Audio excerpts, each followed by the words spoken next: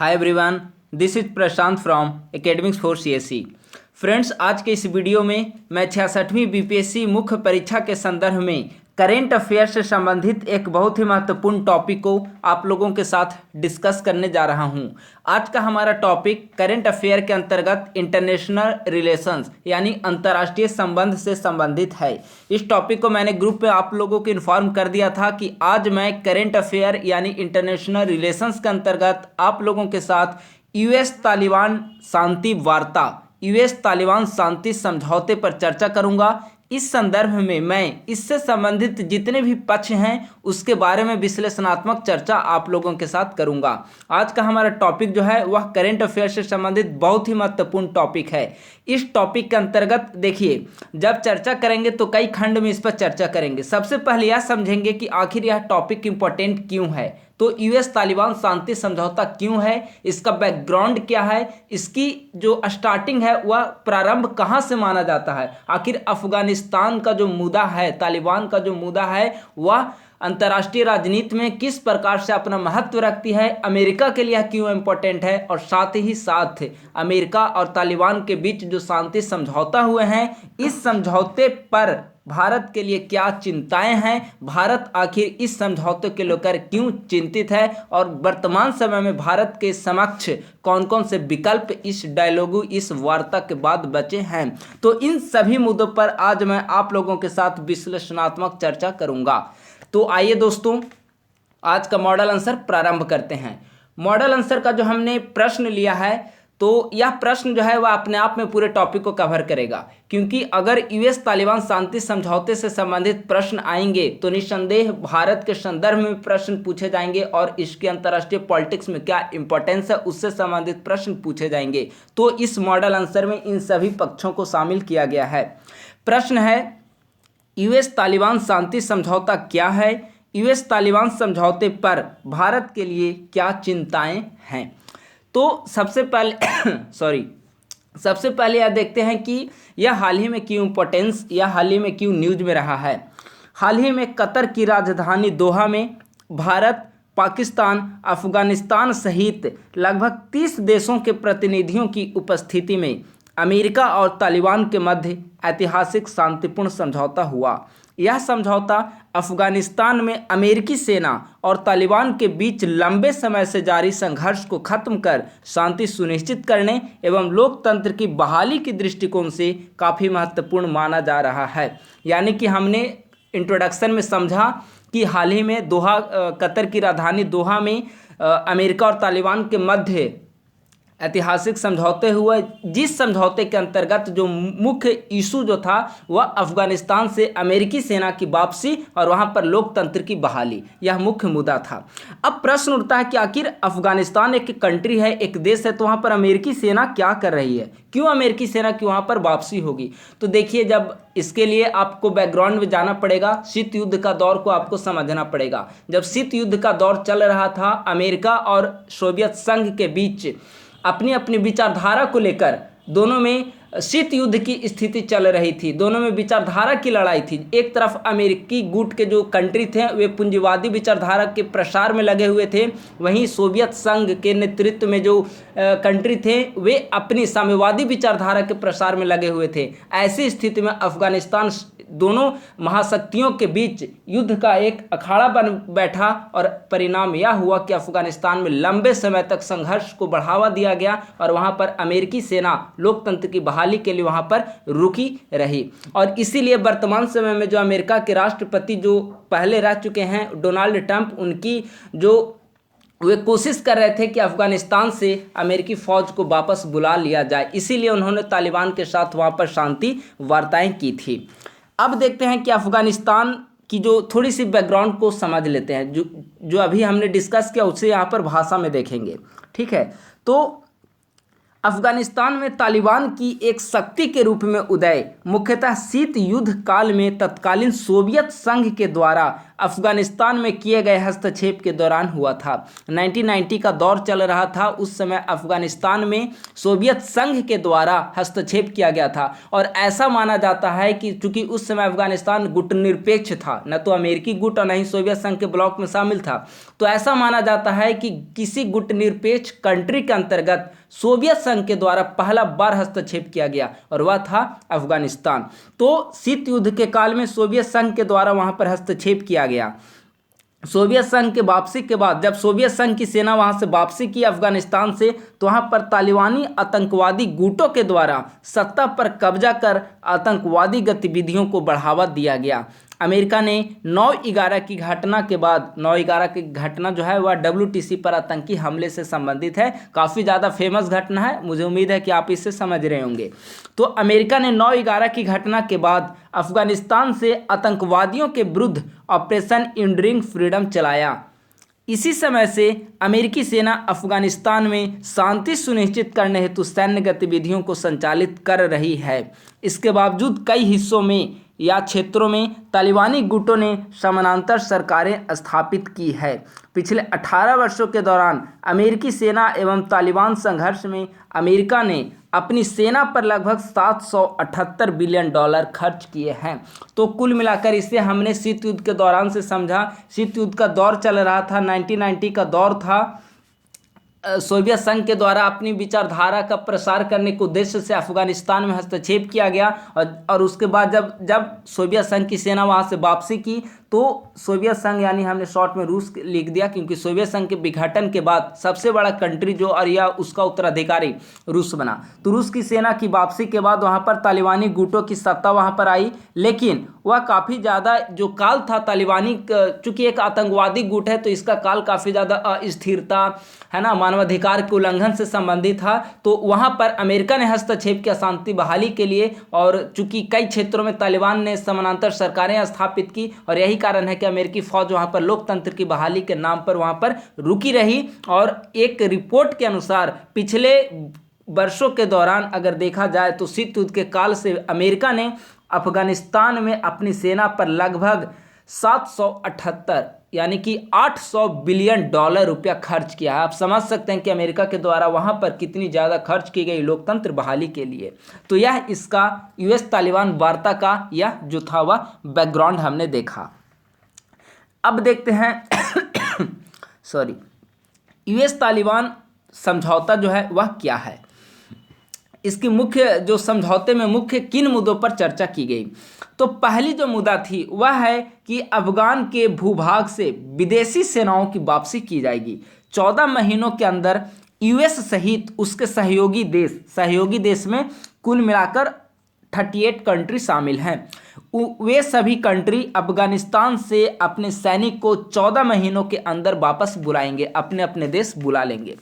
दूसरा पक्ष था तालिबान एवं अफगानिस्तान के मध्य अस्थायी युद्ध विराम की घोषणा की जाए, क्योंकि कभी कभी ऐसा सुनने में आता है, आप न्यूज़ पढ़ते होंगे तो देखते होंगे कि अफगानिस्तान में तालिबानी लड़ाके अफगानी फौज या अमेरिकी फौज के मध्य युद्ध चल रहा है, उनके मध्य संघर्ष की स्थिति विद्यमान है। तो इस समझौते के तहत कहा गया कि अस्थायी रूप से युद्ध विराम की घोषणा की गई। वहीं इस समझौते का तीसरा पक्ष है तालिबान व अफगानिस्तान की सरकार के मध्य सत्ता के संचालन के स्वरूप को लेकर कई चरणों में विस्तृत रूप से चर्चा की जाएगी। तो यह हमारा US तालिबान समझौता के मुख्य मुद्दे हैं, मुख्य पक्ष हैं। अब प्रश्न है, हमने इसका बैकग्राउंड समझा, हमने इस समझौते के मुख्य पक्षों को समझा।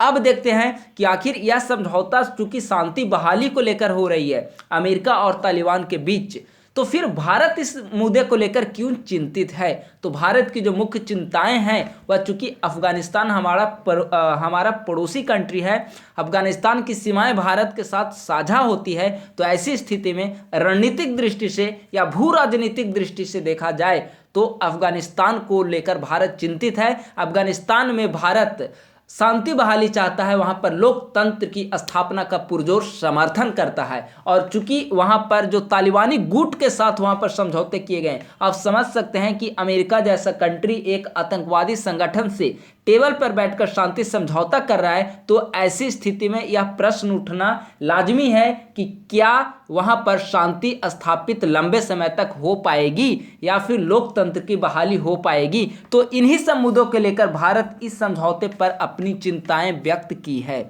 भारत प्रारंभ से ही एक आत्मनिर्भर, एक संप्रभु एवं लोकतांत्रिक समावेशी अफगानिस्तान के निर्माण का समर्थक रहा है, चाहे वह शीत युद्ध का काल हो, उत्तर शीत युद्ध का काल हो या फिर वर्तमान समय का काल चल रहा हो। भारत हमेशा से ही एक शांति प्रिय एवं लोकतांत्रिक अफगानिस्तान, एक संप्रभु राष्ट्र का हमेशा वकालत किया है। हालांकि यूएस तालिबान वार्ता से अफगानिस्तान में तालिबान के मजबूत होने की संभावना बढ़ गई है। इससे भारत को आर्थिक, राजनीतिक, सामरिक जैसी समस्याओं का सामना करना पड़ सकता है। पहला जो देखते हैं वह हमारी आर्थिक चिंताएं हैं। हम आर्थिक रूप से अफगानिस्तान के लिए क्यों चिंतित हैं उसे समझते हैं। तो पहला आर्थिक चिंता के अंतर्गत आएगा कि हमारे द्वारा जो अफगानिस्तान में विकास कार्य चलाए जा रहे हैं, योजनाएं चलाई जा रही है, वे सारे कार्य जो है वह प्रभावित होंगे। अफगानिस्तान ने विकास के लिए अफगान के विकास के लिए भारत ने लगभग $3 बिलियन का निवेश किया है। भारत को आशंका है कि तालिबान के सत्ता में आने के बाद ये सभी विकास कार्य प्रभावित हो सकते हैं। भारत और अफगानिस्तान के बीच कारोबार प्रभावित हो सकते हैं, क्योंकि जो तालिबान है वो कहीं ना कहीं अगर वहाँ पर इनकी सत्ता आती है या फिर सत्ता में भागीदारी होती है तो कहीं ना कहीं जो कश्मीर इशू है वह हमारा जटिल हो जाएगा। उसके द्वारा उस कश्मीर इशू में अहिंसा को बढ़ावा दी जाएगी और भारत के साथ जो संबंध है उसे डिरेल करने की कोशिश की जाएगी। तो यह बहुत ज़्यादा संभावना है कि भारत और अफगानिस्तान के बीच जो कारोबार हैं, आर्थिक पक्ष हैं, द्विपक्षीय व्यापार हैं, वे प्रतिकूल रूप से प्रभावित होंगे। साथ ही साथ भारत सरकार जो है वह अपने श्रमिकों की सुरक्षा संबंधी चिंताएं भी हैं। अब वहाँ श्रमिकों की कैसी चिंताएं हैं, तो भारत सरकार के द्वारा अफगानिस्तान में कई बड़े बड़े प्रोजेक्ट चलाए जा रहे हैं, विकास कार्य चलाए जा रहे हैं। यहाँ के श्रमिकों के द्वारा वहाँ पर कार्य कराया जा रहा है ताकि तय समय में, निर्धारित समय में सारे प्रोजेक्ट पूरे हो जाएं। तो अगर ऐसी स्थिति में वहाँ पर तालिबान की सत्ता में हिस्सेदारी होती है तो यह हमारे श्रमिकों की सुरक्षा संबंधी चिंताओं को बढ़ाने का कार्य करेगी। भारत के द्वारा अफगानिस्तान में देखिए कितनी प्रकार की योजनाएं चलाई जा रही है। 116 सामुदायिक विकास परियोजनाओं का अफगानिस्तान के 31 प्रांतों में क्रियान्वयन किया जा रहा है। कंधार में राष्ट्रीय कृषि विज्ञान और प्रौद्योगिकी विश्वविद्यालय का निर्माण, काबुल के सहतूत बांधवा परियोजना पर कार्य किया जा रहा है। बामियान प्रांत में सड़क निर्माण एवं परवान प्रांत में जलापूर्ति नेटवर्क की स्थापना की जा रही है। विभिन्न लघु विकास परियोजनाएं पर सरकार के द्वारा कार्य किए जा रहे हैं। तो आप समझ सकते हैं कि भारत के द्वारा एक आर्थिक रूप से सशक्त राष्ट्र की स्थापना के लिए, अफगानिस्तान बनाने के लिए किस प्रकार से भारत सरकार के द्वारा वहां पर आर्थिक विकास हेतु कई सारी परियोजनाएं चलाई जा रही हैं। तो यह बहुत हद तक संभावना है कि अगर वहां पर तालिबान की सत्ता में हिस्सेदारी आती है तो हमारे जो वहाँ का जो आर्थिक विकास है वह प्रभावित होगा। और भारत सरकार के द्वारा जो भी अफगानिस्तान में कारोबार किए जा रहे हैं या फिर अफगानिस्तान के विकास के लिए जितने भी डेवलपमेंट प्रोजेक्ट चलाए जा रहे हैं, वे सभी जो प्रोजेक्ट हैं वे नकारात्मक रूप से प्रभावित होंगे। तो आर्थिक चिंताएं हैं। आर्थिक चिंताएं के बाद मानवाधिकार संबंधी चिंताएं प्रमुख हैं। भारत ने अफगानिस्तान में हमेशा महिला सुरक्षा और उनके अधिकारों का समर्थन किया है। वहीं तालिबान महिलाओं की स्वतंत्रता पर रूढ़िवादी विचारधारा का समर्थन करता है। तालिबान इस्लामिक कानून एवं शरीयत के नियमों को आधार बनाकर महिला स्वतंत्रता पर बंदिश लगाने का समर्थक है। अतः महिला अधिकारों एवं मानवाधिकार हनन को लेकर भारत काफ़ी ज़्यादा चिंतित है। भारत की आर्थिक चिंताएं के बाद जो दूसरी सबसे महत्वपूर्ण चिंता है वह मानवाधिकार के उल्लंघन को लेकर है। चूंकि तालिबान एक आतंकवादी संगठन है तो वहाँ पर अगर सत्ता में हिस्सेदारी आती है तो अफगानिस्तान में हिंसा को बढ़ावा मिलेगा। महिला वो काफ़ी ज़्यादा रूढ़िवादी विचारधारा पर आधारित हैं। वे शरीयत के अनुसार कानून बनाएंगे। वे अपनी जो कुरान व्यवस्था है उसके अनुसार एक इस्लामिक कंट्री बनाने में वहाँ पर महत्वपूर्ण भूमिका निभा सकते हैं। रूढ़िवादी विचारधारा को बढ़ावा मिल सकता है। रूढ़िवादी विचारधारा के नाम पर महिला की स्वतंत्रता जो है उसे कुचला जा सकता है। महिला सुरक्षा और महिला अधिकारों को हनन किया जा सकता है। तो ऐसी स्थिति में भारत जो है वह महिला सुरक्षा, महिला अधिकारों को प्राप्ति, रूढ़िवादी विचारधारा के बजाय आधुनिक विचारधारा का समर्थन जैसे कई मुद्दों पर मानवाधिकार संबंधी व्यवस्था को लेकर भी भारत सरकार जो है वह चिंतित है। तो ये सभी जो महत्वपूर्ण चिंताएं हैं। तीसरी महत्वपूर्ण चिंता है राजनीतिक चिंताएं। वर्तमान समय में पाकिस्तान के अफगानिस्तान एवं तालिबान के साथ अच्छे संबंध हैं। आप समझ सकते हैं कि पाकिस्तान तालिबान एक आतंकवादी गुट है और पाकिस्तान के द्वारा उसे प्रमोट किया जा रहा है अफगानिस्तान में। तो और चूंकि इसीलिए तालिबान का पाकिस्तान के साथ अच्छा संबंध है और यह बहुत अधिक संभावना है कि अगर तालिबान की सत्ता में हिस्सेदारी होती है तो उसके पाकिस्तान के साथ संबंध बेहतर होंगे, ना कि भारत से। पाकिस्तान अफगानिस्तान के जरिए को तालिबान के जरिए अपने हितों के आधार पर संचालित करना चाहता है। इससे यह आशंका है कि पाकिस्तान अफगान भूभाग का प्रयोग आतंकी पोषण के लिए करे। इससे जहां एक ओर स्वयं पाकिस्तान FATF की ग्रे लिस्ट से बाहर आने में सफल हो पाएगा, वहीं दूसरी तरफ वह अपने आतंकवादी गतिविधियों के जरिए भारतीय हितों को भी नुकसान पहुंचा सकता है। तो यह राजनीतिक नुकसान है, यानी कि किस प्रकार से हमारी राजनीतिक नुकसान होगी। पाकिस्तान अपने हितों को वहां पर बढ़ावा देगा और भारत के प्रतिकूल वहां पर आर्थिक कारोबार संबंधी जितने भी गतिविधियां उसे संचालित करेगा। तो इस तरीके से हमारी राजनीतिक चिंताएं भी हैं वो काफ़ी ज़्यादा महत्वपूर्ण है। अब सामरिक चिंताएं को समझते हैं। आप इसे मैप से यहाँ पर समझिए, हमने संक्षेप में इसे मैप दिखाया है। हालांकि यह मैप स्पष्ट रूप से नहीं हो पाया है, लेकिन चूंकि यह पहला प्रयोग था तो मैप को हमने दर्शाने का कार्य किया है। आप इसे समझने पर फोकस करें, न कि मानचित्र को देखने पर। तो आप यहाँ समझिए, देखिए यह इंडिया का बॉर्डर है, यह हमारा इंडिया है।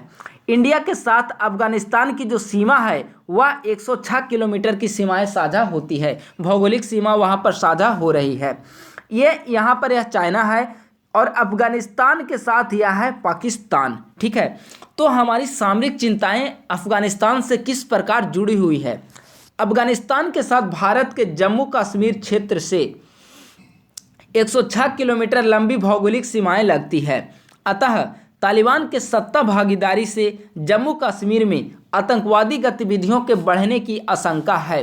साथ ही कैसे बढ़ने की आशंका है, यहाँ हमारा बॉर्डर 106 किलोमीटर साझा हो रही है। अगर अफगानिस्तान में तालिबान की सत्ता आती है या फिर सत्ता में हिस्सेदारी आती है तो वहाँ पर आतंकवादी गतिविधियों को बढ़ावा मिलेगा। जम्मू कश्मीर क्षेत्र वहाँ से साझा होती है भौगोलिक रूप से, तो जम्मू कश्मीर में हिंसक गतिविधियों को बढ़ावा मिल सकता है, आतंकवादी गतिविधियों को बढ़ावा मिल सकता है। तो यह सामरिक रूप से हमारे लिए बहुत अधिक चुनौतीपूर्ण है। वहीं दूसरा अगर पक्ष देखें तो मध्य एशियाई कंट्री तक पहुंच के लिए अफगानिस्तान ही एकमात्र स्थलीय रास्ता हमें प्रोवाइड कराता है। और चूंकि वहां पर तालिबान की सत्ता आने से यह रास्ता बंद होने का खतरा है, और अगर हम मध्य एशिया तक स्थलीय मार्ग की पहुंच बनाने में सफल नहीं होते हैं तो हमें सीधे जो है ईरान के लिए हमने हाल ही में चाबहार बंदरगाह बनाया है, तो उसके जरिए हमें मध्य एशियाई कंट्री तक पहुँच बनानी होगी, जो कि स्थलीय मार्ग की तुलना में काफ़ी ज़्यादा महंगे भी होंगे और फिर समय टेकिंग भी होगा।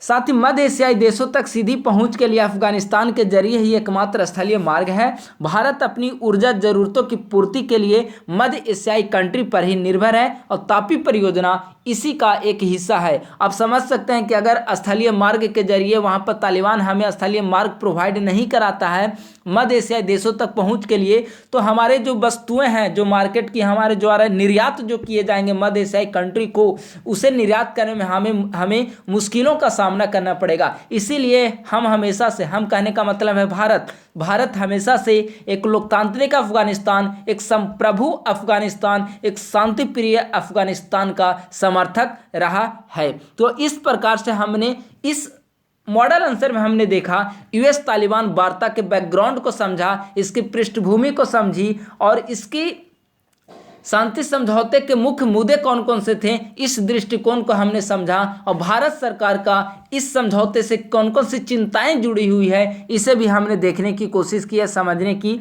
कोशिश की है। निष्कर्षतः यह कहा जा सकता है कि यूएस तालिबान समझौता अफगानिस्तान में शांति स्थापित एवं लोकतंत्र बहाली की दिशा में एक महत्वपूर्ण कदम साबित हो सकता है।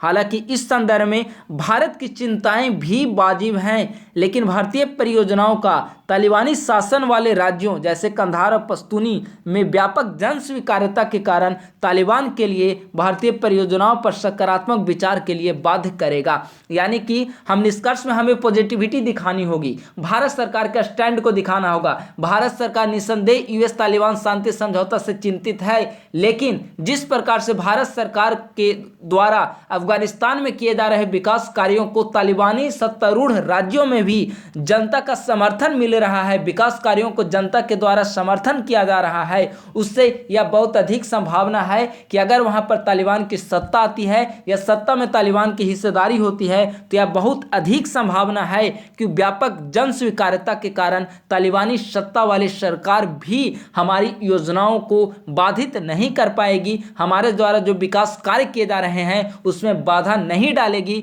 और न ही हमारे साथ कारोबार को प्रतिकूल रूप से प्रभावित कर पाएंगी। तो इस प्रकार से हमें निष्कर्ष को सकारात्मक रूप से दिखाते हुए हमें एंड कर देना है। तो इस प्रकार से हमारा मॉडल आंसर यहाँ समाप्त होता है। आज के मॉडल आंसर में हमने यूएस तालिबान शांति समझौते को काफ़ी विस्तृत रूप से समझा, इसके विभिन्न पक्षों को देखा और यह भी देखा कि यह 66वीं बीपीएससी मुख्य परीक्षा के लिए क्यों महत्वपूर्ण है, हाल ही में या न्यूज में क्यों रहा है। तो इस प्रकार से आज का मॉडल आंसर डिस्कशन समाप्त हुआ। मुझे उम्मीद है कि आप लोगों ने ये टॉपिक को समझ लिया होगा। अगर फिर भी किसी प्रकार की कोई समस्या हो तो आप लोग टेलीग्राम पर मैसेज कर सकते हैं। Thank you.